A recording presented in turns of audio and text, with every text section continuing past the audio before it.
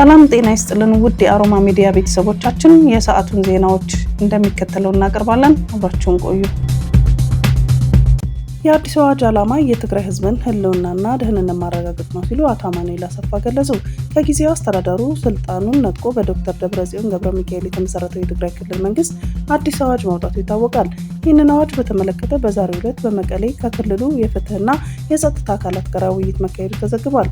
ከተለያዩ ከክልሉ ዞኖች ከተውጣጡ የፍትህና የጸጥታ አካላት ጋር በተደረገ በዚህ ውይይት ማብራሪያ የሰጡት የክልሉ ምክትል ፕሬዚዳንትና የፍትህ ቢሮ ኃላፊ የሆኑት አቶ አማኑኤል አሰፋ ናቸው። ሲናገርም ህይወት ተፈጥሯዊ መብት ነው፣ ይህንን መብት ለማስጠበቅ ግን ህግ ያስፈልጋል ብለዋል። አቶ አማኑኤል ጨምረው የዚህን አዋጅ ዓላማ የትግራይን ህዝብ ህልውናና ደህንነት ማረጋገጥ ነው። የትግራይ ህዝብ ሰብአዊና ዴሞክራሲያዊ መብቶቹን አደጋ ላይ ወድቀዋል። እናም አቅማችንን በሚገባ ለመጠቀም የሚያስችል ህግ ማውጣት አስፈልጓል። የትግራይ ህዝብ ምንም አይነት ልዩነት ቢኖርበትም ለህልውናና ለደህንነት በጋራ መታገል ይኖርበታል በማለት አስረድተዋል። ይህ አዲሱ ህግ አስገዳጅ ወታደራዊ ምልመላን የሚያካትት ከመሆኑም በላይ እስከ ሞት የሚደርስ ቅጣት የሚጥል መሆኑም ይታወቃል። የቦሌ ቡልቡላ አካባቢ የልማት ተነሺ አርሶ አደሮች እጅግ አነስተኛ የተባለ ካሳ ወስዳችሁ ቦታውን ለማህበር ቤቶች ልቀቁ መባላቸውን ተናገሩ። እኛ ገበሬዎች ነን፣ እርሻችንን ከለላችን ነው፣ እርሻም የለም ብርም የለም፣ መተማመኛ በሌለበት ሁኔታ በምን ሁኔታ እንኖራለን ሲሉ ጠይቀዋል። በተያያዘም የክፍለ ከተማ አመራሮች የገበሬውን አቤቱታና ቅሬታ ለአዲስ አበባ ከተማ ከንቲባ አዳነች አቤቤ ከማድረስ ይልቅ እያፈኑት እንደሆነ አርሶ አደሮቹ የተናገሩ ሲሆን መጪው ቅዳሜ አዲስ የግንባታ ማስጀመሪያ ፕሮግራም በቦታው እንደሚካሄድም ታውቋል። የኢራን የውጭ ጉዳይ ሚኒስትር አባስ አራግቺ ሰኞ ማለዳ ከቱርክ ከኢራንና ከግብጽ አቻዎቻቸው ጋር በስልክ መወያየታቸውን በቴሌግራም ገጻቸው ላይ አስታወቁ። አራግቺ ከውጭ ጉዳይ ሚኒስትሮች ጋር እስራኤል በሊባኖስ የምትፈጽመውን ጥቃት ሙሉ በሙሉ መቆም እንዳለበት መወያየታቸውን አስፍረዋል። አራግቺ አክለውም ይህን ተግባራዊ ማድረግ የአሜሪካ ኃላፊነት እንደመሆኑም ገልጸዋል። የእስራኤል መከላከያ ሚኒስትር እስራኤል ካትስ ሀገራቸው ጦሯን የደህንነት ቀጠና ብላ ከከለለቻቸው ደቡባዊ ሊባኖስ፣ ጋዛና ሶሪያ እንደምታስወጣ አስታውቀዋል። ኢራን በሊባኖስ ባለው ሁኔታ የተነሳ ጥቃት የምትፈጽም ከሆነም አገራቸው ሙሉ ኃይሏን ተጠቅማ ምላሽ እንደምትሰጥም አስጠንቅቀዋል። ካትስ በደቡባዊ ሊባኖስ ያለውን የደህንነት ቀጠና በአካባቢው ነዋሪዎችና ከሁሉም የሽብር መሰረተ ልማቶች በመንደሩ ከሚገኙ ከሂዝቦላ ጋር ግንኙነት ያላቸው ቤቶች ነፃ እንደሚሆኑም በመግለጫቸው ላይ ተናግረዋል።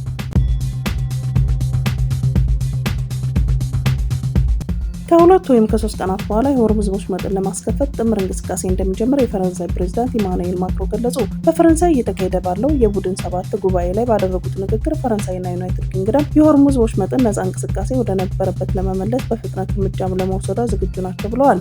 የሁለቱ ሀገራት ጥምር እንቅስቃሴ ወደ አካባቢው ተዋጊ አውሮፕላንና ፈንጂ አምካኝ ባለሙያዎችን መላክን እንደሚያካትት ፕሬዚዳንቱ ተናግረዋል። በቀጠናው ተዋጊ አውሮፕላን ጫኙ መርከብ ቻርልስ ደጎላለን የድጋፍ ቁሳቁስ ጭኗል። ስምምነቱ በተረጋገጠ በሁለት ወይም በሶስት ቀናት ሊሰማራ ይችላል ብለዋል። ስምሪቱ የሚከናወነው ከአሜሪካና በትይዩ ደግሞ ከኢራናዊ ጋራ መሆኑን ማክሮን ጠቅሰዋል። በዚህም የሆርሙዝ ወሽመጥ በሰላም ተከፍቶ መዝለቁን ማረጋገጥ እንደሚቻልም አክለዋል። አሜሪካና ኢራን በተስማሙበት የመግባቢያ ሰነድ መሰረት በሆርሙዝ ወሽመጥ በኩል የሚተላለፉ መርከቦች ክፍያ መፈጸም እንደማይጠበቅባቸው የአሜሪካ ምክትል ፕሬዚዳንት ጄዲ ቫንስ ገለጹ። ምክትል ፕሬዚዳንቱ ከሲኤንቢሲ ቴሌቪዥን ጋር ባደረጉት ቃለ ምልልስ የሆርሙዝ ወሽመጥ ረጅም ጊዜ ከክፍያ ነፃ ይሆናል ብለን እንጠብቃለን ብለዋል። ጦርነቱ መነሳቱን ተከትሎ ኢራን በሆርሙዝ ወሽመጥ ለሚያልፉ መርከቦች የክፍያ ስርዓት ዘርግታ ቆይታለች። አሁን ከአሜሪካ ጋር በተደረሰው ስምምነት አማካኝነት በሆርሙዝ ወሽመጥ በኩል ያለውን ክፍያ ማለፍ ጊዜያዊ ሊሆን እንደሚችል የተናገሩት ጄዲ ቫንስ ዘላቂ መፍትሄ ለማግኘት ከኢራን ጋር መወያየት እንደሚቀጥሉ አስረድተዋል። ክፍያው ማስቀረት በቴክኒካዊ ድርድር ወቅት የምናነሳው ጉዳይ ይሆናል። አብረን በጠረጴዛ ዙሪያ ተቀምጠን የምንወያይባቸው በጣም ጠቃሚ ነጥቦች ይኖራሉ ብለዋል።